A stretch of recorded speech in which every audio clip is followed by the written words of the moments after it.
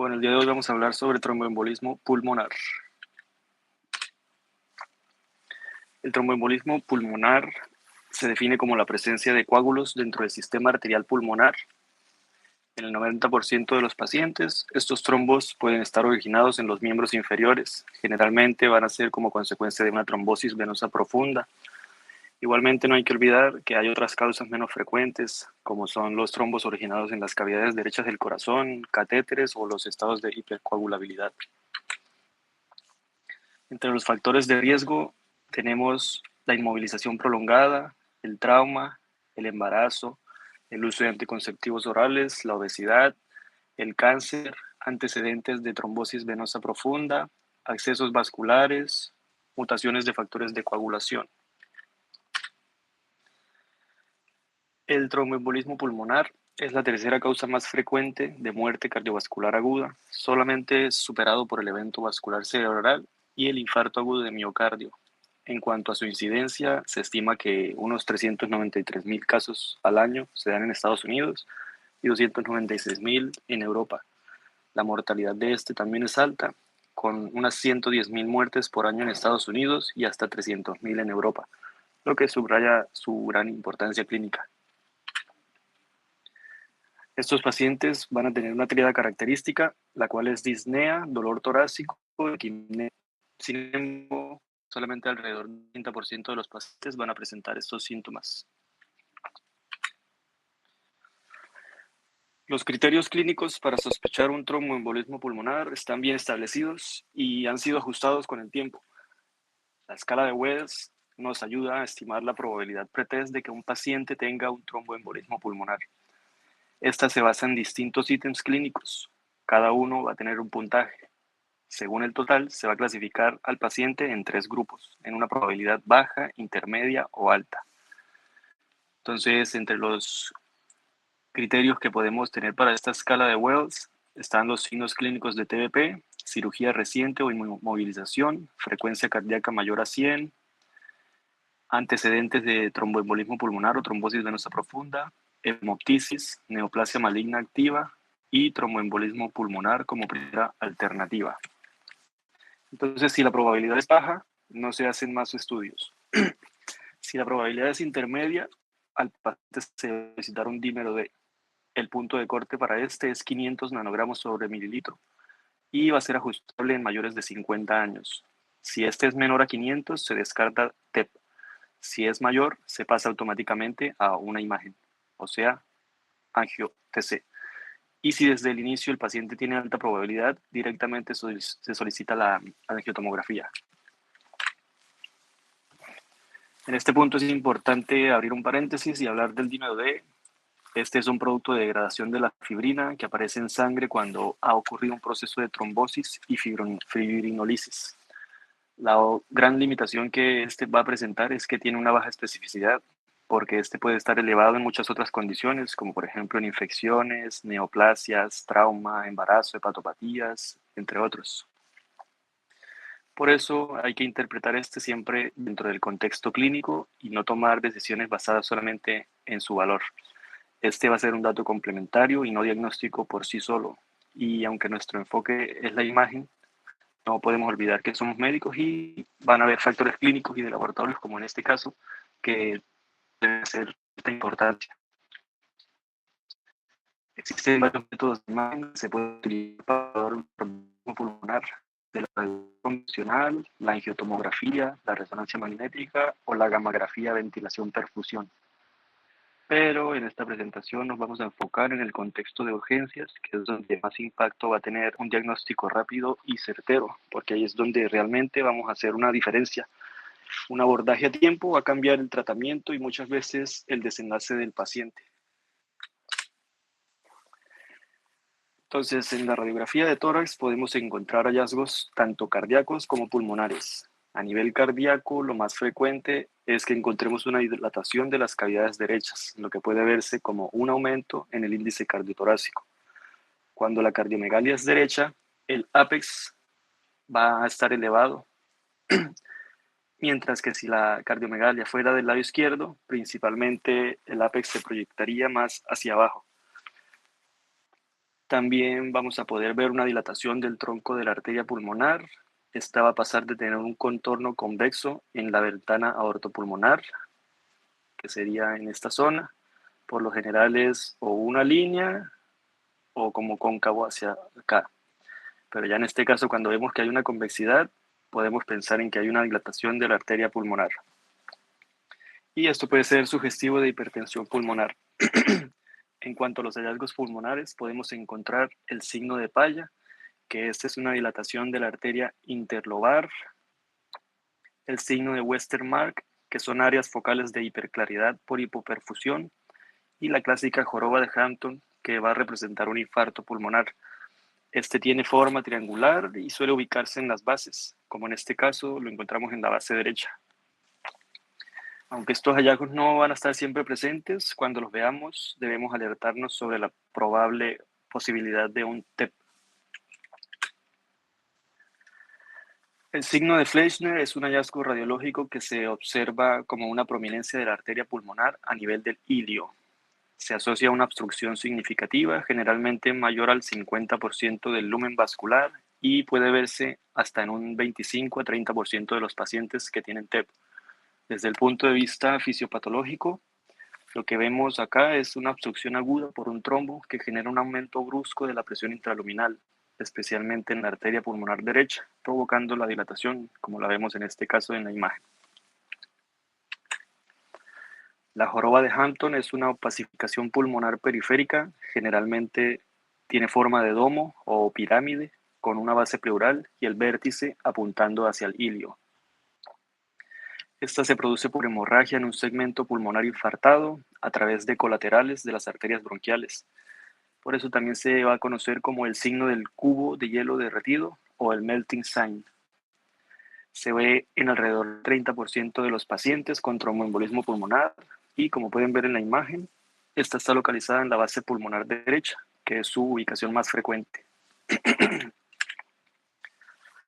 Otro dato importante es que se conoce como el signo del cubo derretido porque aparece temprano, pero también desaparece pronto. En esta radiografía a la izquierda podemos ver la imagen en domo con el vértice apuntando hacia el ilio, la base es de ubicación pleural, también tiene un aumento en la densidad de forma difusa en un aspecto reticulonodular, y después de 4 semanas en la imagen de la derecha pareciera tener como un aspecto como que se derritiera esa imagen que veíamos antes con una solución o resolución satisfactoria. El signo de Westermarck es una hiperclaridad pulmonar secundaria oligoemia, y esta va a estar causada por la obstrucción de ramas arteriales pulmonares. Esta reducción del flujo va a hacer que hayan unas áreas más radiolúcidas, como podemos ver en la imagen. A nivel de los vértices pulmonares, notamos una disminución del patrón vascular habitual. Además, esto puede coexistir con una dilatación de los vasos a nivel del ilio como parte del mismo proceso hemodinámico. Este es un signo que se describe en hasta el 30% de los pacientes con TEP. El signo del nudillo es un signo que puede considerarse como una especie de continuación o detalle más específico de lo que veíamos con el signo de Fleischner. Este trata de una dilatación focal de una arteria pulmonar que se corta bruscamente, como si se amputara. Esto va a generar una imagen que recuerda al contorno de un nudillo. En esta imagen, por ejemplo, vemos un hilio prominente, tiene una terminación de forma abrupta, lo que sugiere que esa interrupción súbita del flujo puede estar causada por un trombo central. Se presentan alrededor del 20% de los pacientes y es otro hallazgo indirecto que puede orientarnos hacia esta patología. Estos son otros signos que también tienen su descripción, aunque no están muy asociados a TEP. Hay mucha gama de presentación, como puede ser desde algo tan tenue o simple como un derrame pleural o una elevación diafragmática de manera inespecífica, o atelectasias que pueden estar en varios lugares del pulmón, típicamente hacia las bases, y el edema pulmonar agudo. Para tener en cuenta, no se puede hacer diagnóstico de TEP por radiografía simple. Siempre en caso de tener una sospecha clínica o radiológica, se debe progresar a un método diagnóstico un poco más avanzado para llegar a un diagnóstico más certero.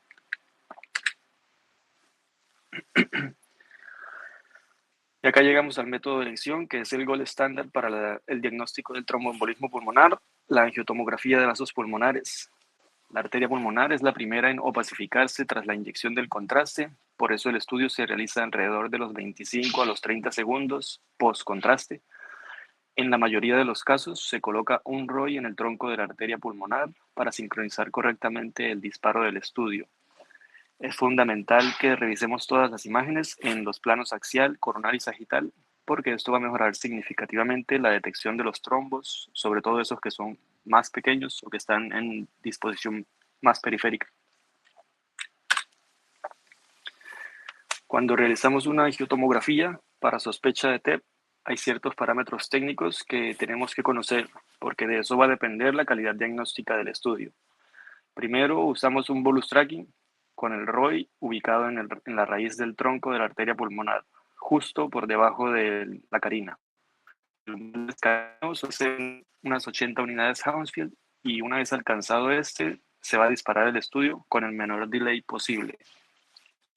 El campo debe ir desde la articulación esternoclavicular hasta la transición tóraco-abdominal y la adquisición debe incluir una reconstrucción en todos los planos.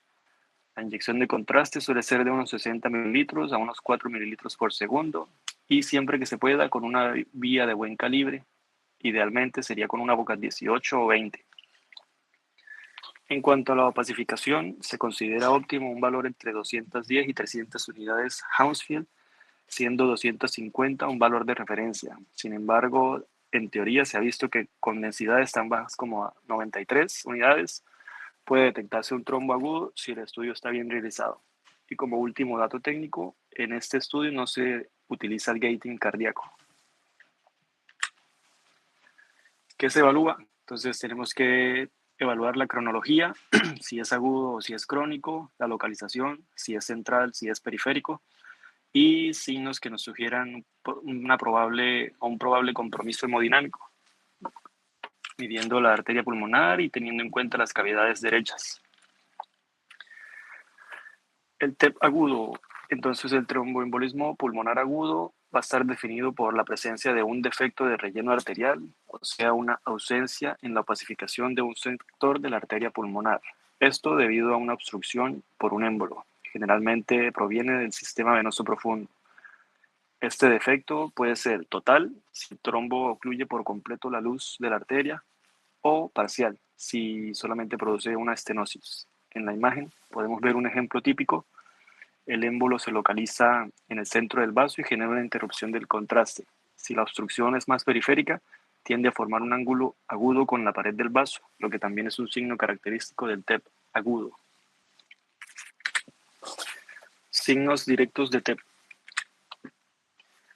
Signo del anillo o de la dona. Aquí vemos el llamado signo del anillo o de la dona. Este va a ser característico del TEP. Lo que ocurre es que hay un defecto de llenado central. El trombo no está adherido a la pared del vaso. Por dicha razón, el contraste va a lograr rodearlo, por así decirlo. Entonces va a tener como una perfusión periférica y va a dar esta imagen como una dona. Esto va a estar indicándonos que el trombo es de borde libre. Es un hallazgo típico y se ve en los cortes axiales. Signo de las vías del tren. Este es otro hallazgo típico del TEP. En este observamos un defecto de llenado central en proyección sagital, donde parte del trombo va a estar adosado a la pared del vaso, pero el resto va a estar libre. Esto lo que va a hacer es que va a dejar que el contraste pase periféricamente. Esto da la apariencia como si fueran dos líneas, por eso se le conoce con este nombre del el signo de las vías del tren.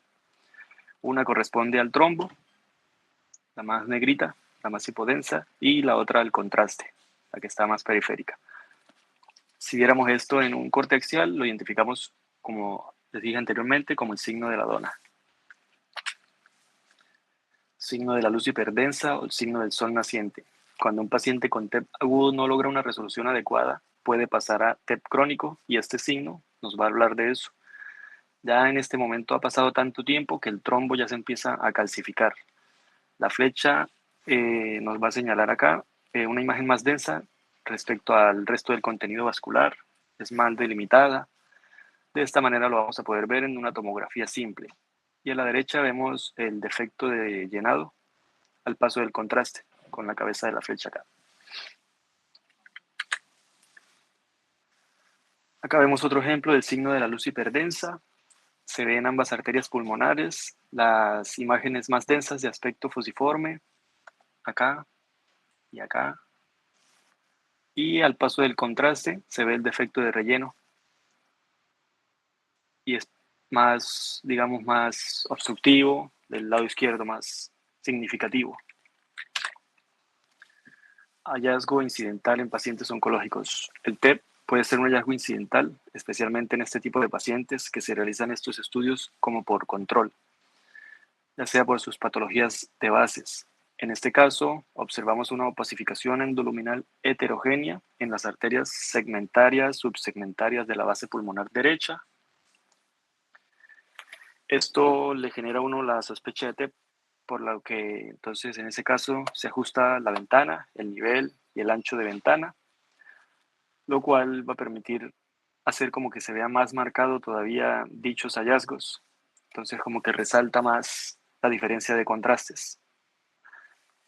Eh, por el antecedente oncológico del paciente, el riesgo tromboembólico va a estar aumentado, como les mencionaba al principio en los factores de riesgo, por lo que este hallazgo incidental va a cobrar relevancia clínica en estos pacientes.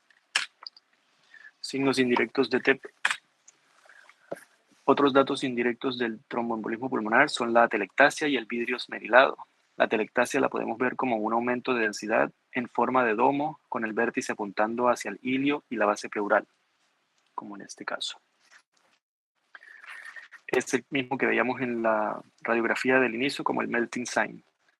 Cuando tenemos una atelectasia que está asociada a vidrio del lado en la tomografía, no podemos dejar de descartar un infarto pulmonar y mucho más si el paciente está en el contexto de urgencias y presentando la clínica. En el contexto de un TEP, los infartos pulmonares son un hallazgo indirecto muy importante. Lo clásico es que estos aparezcan como opacidades en forma triangular, con una base pleural, pero también va a poder verse consolidaciones o vidrio esmerilado sin esa forma típica ni de localización periférica. Igual van a representar alteración en la perfusión. Es fundamental que esto se mencione en el informe porque esto puede cambiar la conducta terapéutica. También puede haber un derrame pleural asociado como otro signo de TEP indirecto. El signo del mosaico. Lo que representa este signo es una diferencia en la perfusión pulmonar. En este vamos a ver unas áreas más densas y otras menos densas en el parénquima. Las áreas que están más densas, todas estas de acá, son las que aún tienen una cierta perfusión, mientras que las áreas que están más hipodensas son las que están sufriendo cierto grado de isquemia. Esto se representa en la tomografía, como lo estamos viendo en la imagen. Sin embargo, su representación directa en la radiografía es la oligoemia, como les mencionaba, con el signo de Westermarck. Este es un signo bastante tenue e inespecífico, pero hay que tenerlo en cuenta. El patrón de perfusión en mosaico puede deberse a dos causas también. Una es la presencia de vidrio esmerilado, donde las áreas hiperdensas serían las patológicas, porque van a representar infiltrados, por ejemplo, como neumonías o hemorragias. Y la otra causa es atrapamiento aéreo o hipoperfusión, donde las zonas más hipodensas son las que están patológicas. Esto va a estar en enfermedades de la vía aérea pequeña o enfermedades vasculares como el tromboembolismo pulmonar crónico y se acompaña de disminución del calibre vascular en estas regiones. Es importante ventanear y ajustar bien el ancho y el nivel de ventana o usar expiración porque a veces puede pasar desapercibido. Localización. La localización del trombo es un dato bien clave, no solamente para el diagnóstico, sino también para la planificación del tratamiento, porque no es lo mismo que tengamos un trombo en una arteria lobar que en una subsegmentaria, ya sea por la accesibilidad como por el impacto hemodinámico que va a tener el paciente. Acá tenemos 4 ejemplos principales: cabalgado, lobar, segmentario y subsegmentario. Entonces, en el cabalgado, este tipo de trombo suele provenir de trombosis periférica, como de los miembros inferiores, y se termina impactando justo en la bifurcación del tronco de la arteria pulmonar, como si se cabalgara sobre ambas ramas principales. Esta es una presentación muy grave que puede generar un compromiso hemodinámico importante por afectar a ambos pulmones al mismo tiempo. Luego tenemos el lobar, cuando el trombo se localiza en una arteria lobar. En estos casos, en la angiotomografía vamos a ver un defecto de relleno parcial o total dentro de la arteria lobar correspondiente, como por ejemplo en la arteria superior derecha, arteria lobar superior derecha en este caso. El segmentario, ya más hacia la periferia del árbol arterial pulmonar, podemos encontrar los defectos de relleno en estas arterias segmentarias que van a afectar áreas más localizadas del parénquima. Y finalmente el subsegmentario. Estos trombos son los más periféricos y muchas veces pasan desapercibidos por el pequeño tamaño que estos pueden presentar. O en ocasiones incluso pueden llegar a no identificarse, pero pueden seguir presentando síntomas. Como resumen, es importante describir de manera clara en el informe la localización del trombo, porque esto va a influir directamente en la decisión terapéutica que vayan a tomar los médicos tratantes, como la posibilidad o no de una aspiración, de una trombolisis dirigida o simplemente de una anticoagulación. En esta imagen se muestra un poco de la anatomía segmentaria de las arterias pulmonares, fundamental para poder localizar el trombo en el tromboembolismo pulmonar. La arteria pulmonar principal proviene del ventrículo derecho, se bifurca en ramas derecha e izquierda, y estas a su vez se van a dividir en ramas lobales y segmentarias. Es importante conocer toda esta distribución para poder interpretar estos estudios y determinar la extensión y localización del trombo.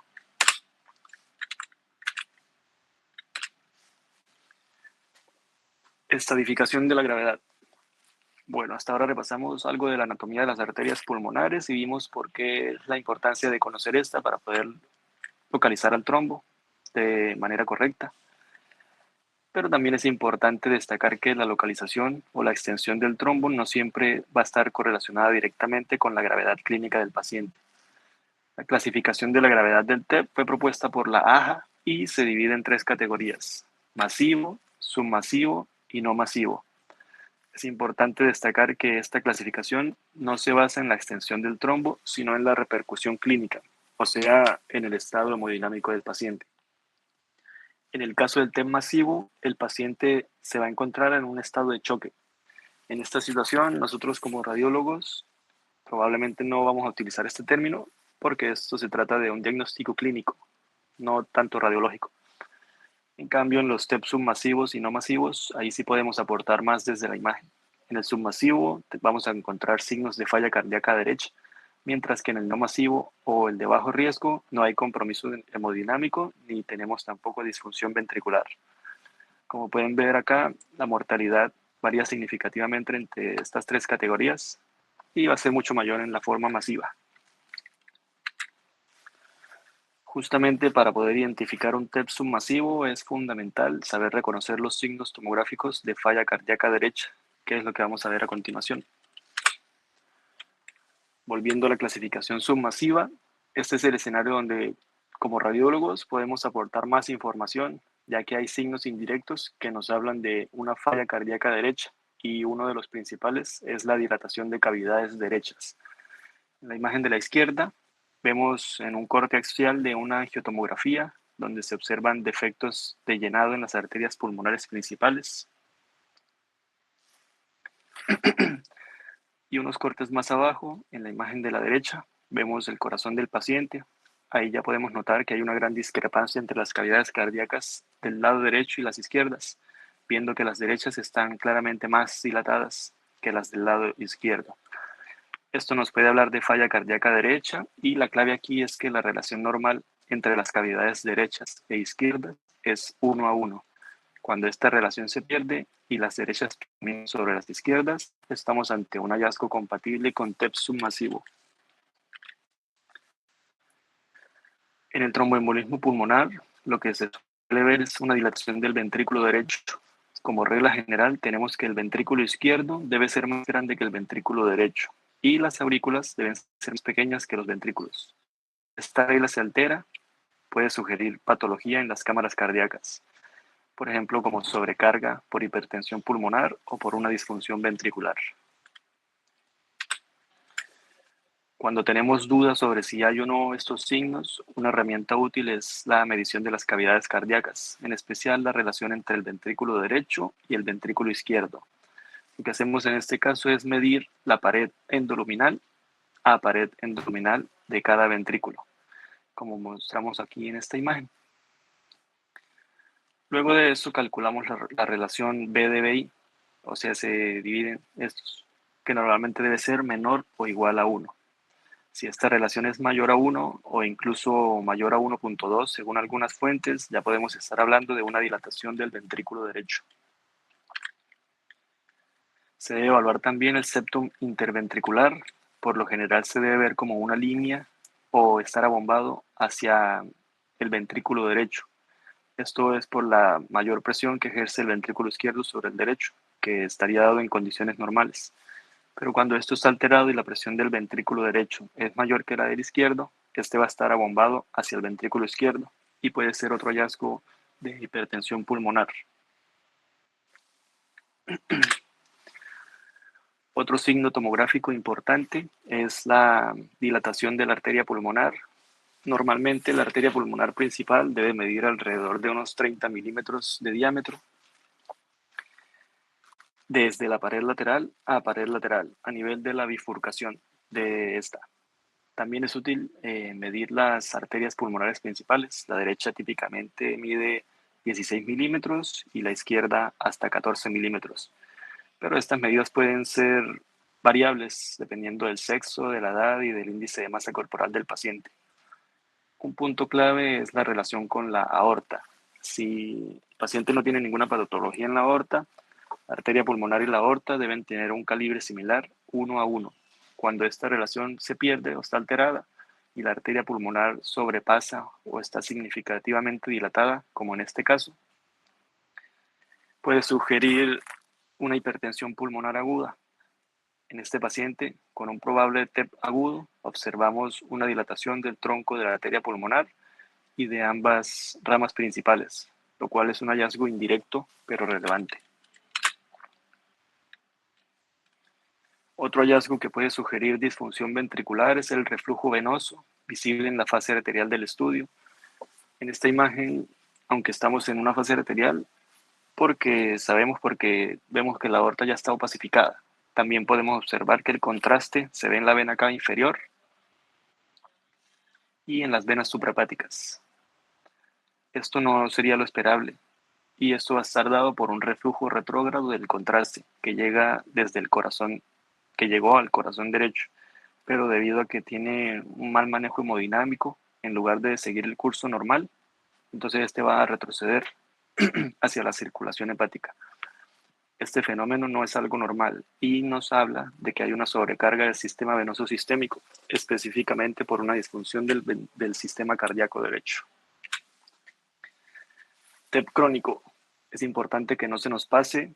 Este está descrito como la resolución incompleta de la trombosis arterial pulmonar.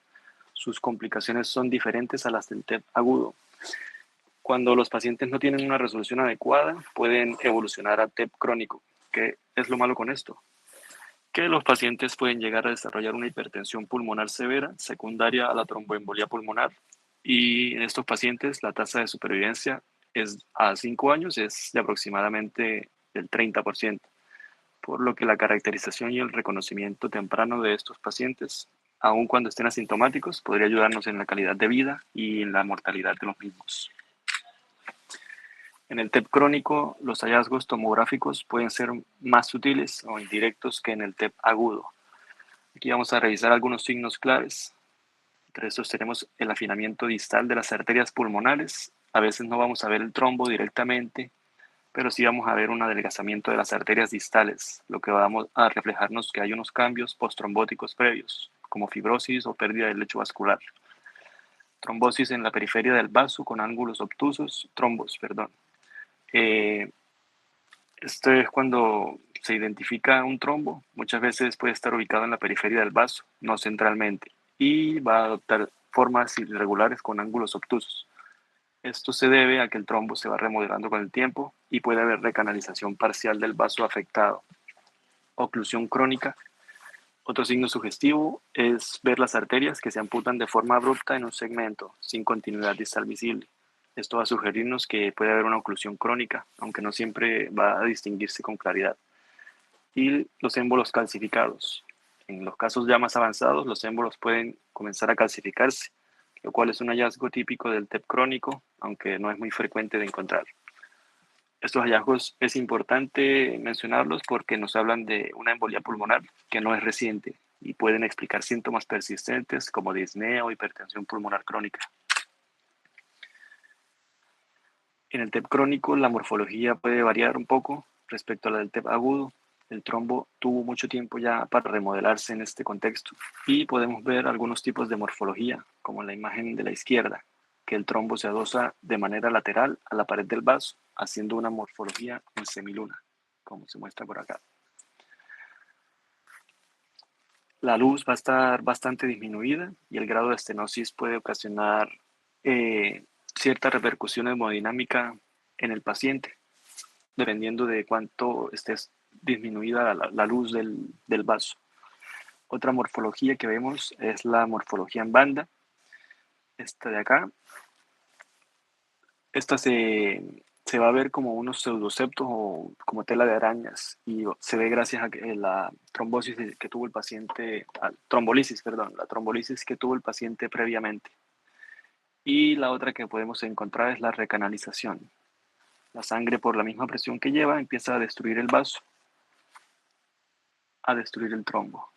Y se puede ver como el ejemplo de acá. Asimetría de las arterias pulmonares. En este ejemplo se puede ver la asimetría respecto a las arterias pulmonares del lado izquierdo y del lado derecho, viendo que las del lado izquierdo están más marcadas que las del lado derecho. Otra característica importante que pueden presentar son las calcificaciones. Como expliqué antes, los trombos crónicos se remodelan con el tiempo, se pueden volver más organizados, se pueden fibrosar y en algunos casos pueden llegar a calcificarse. Estas calcificaciones pueden estar tanto en las arterias pulmonares centrales como en las periféricas. Siempre deben hacernos pensar en un TEP crónico. En el ejemplo de la imagen puede ver un caso de un TEP crónico. Vemos un trombo crónico en la arteria pulmonar principal derecha, un defecto de relleno parcial con sectores todavía permeables, por eso se trata de un trombo no oclusivo. Se pueden observar los bordes obtusos, lo cual también es típico del remodelado crónico, y además hay calcificaciones visibles, tanto en el trombo como en la pared de la arteria pulmonar. Acá vemos el trombo, acá vemos ya ventaneando un poco más la diferencia de las densidades, mirar que el trombo tiene unas calcificaciones e incluso la arteria pulmonar presenta unas calcificaciones. Entonces esos datos nos hacen pensar en un TEP crónico. ¿Sí se ve? ¿O se paró?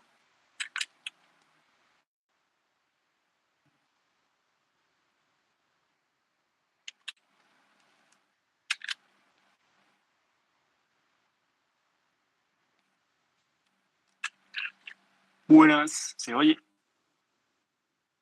Sí, se escucha. ¿Sí se mueven las diapositivas? No se ven las diapos. Sí, sí. Sí, Bueno, Sí, se ve. se me trabó fue en el celular. Bueno, ahí seguimos. Ahí vamos acá, sí. Bueno, como les decía, para detectar estas calcificaciones debemos modificar la ventana. Como está en estos dos ejemplos, tenemos que ventanear, no simplemente mirar así como nos encanta ver bien blanquito el contraste. No, también tenemos que modificar un poco las densidades para ventanearla y poder resaltar estos artefactos o estos hallazgos que nos pueden hacer sospechar muchas más cosas. Otra señal indirecta que puede hacernos sospechar de un TEP crónico es la dilatación de las arterias bronquiales. Estas arterias bronquiales que provienen de la aorta torácica son normalmente de un calibre muy pequeño, con un diámetro de hasta los 2 milímetros. Su función habitual va a ser irrigar el parénquima pulmonar en manera sistémica. En el contexto de un TEP crónico, como ya he explicado, va a haber una hipoperfusión del parénquima pulmonar por la obstrucción o la reducción del flujo de las arterias pulmonares. Como mecanismo compensatorio, el cuerpo va a aumentar la perfusión sistémica a través de las arterias bronquiales, lo que provoca su dilatación. En estas imágenes se pueden observar esos engrosamientos que les menciono. Las arterias bronquiales aparecen como con un calibre mayor a los 2 milímetros. Muchas veces pueden aparecer tortuosas. Y esto va a ser un signo sugestivo de vascularización compensatoria ante una obstrucción crónica. Esto es un hallazgo que, aunque puede ser muy sutil, complementa muy bien otros signos del TEP crónico como el afinamiento arterial distal, la presencia de trombos organizados o calcificados. Ahí están las referencias.